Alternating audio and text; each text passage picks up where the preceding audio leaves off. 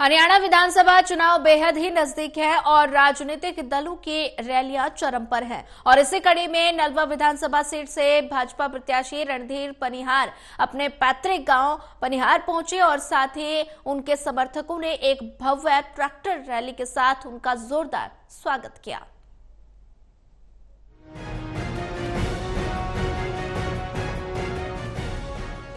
नलवा विधानसभा से बीजेपी के प्रत्याशी रणधीर पनिहार गुरुवार को अपने गांव पनिहार चक्का पहुंचे।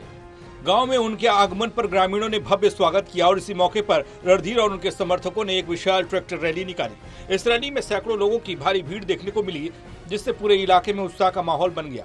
रणधीर ने इस मौके पर कहा कि यह भीड़ उनके परिवार का हिस्सा है और यह गाँव वालों का अटूट प्यार है। साथ ही उन्होंने कहा कि ऐसी तूफानी रैली का सिलसिला चुनाव तक जारी रहेगा, जिससे उनकी विजय सुनिश्चित हो सके।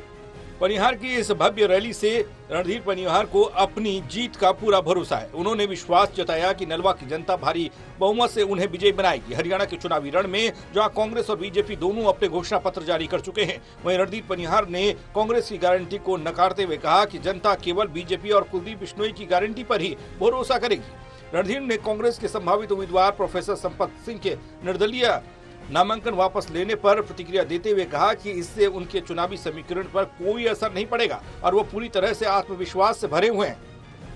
गारंटी यहाँ हरियाणा में जो गारंटी है भारतीय जनता पार्टी की और इस इलाके में कुलदीप बिश्नोई की और भैया मोदी जी की गारंटी, ये सब जो ना मिल करके और हम उनका साथ देना करेंगे, पक्की गारंटी हमारी।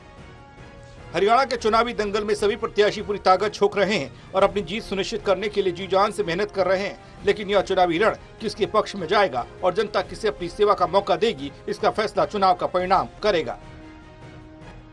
सहयोगी पिंटू के साथ टोटल न्यूज के लिए नलवा से विशाल सिंह की रिपोर्ट।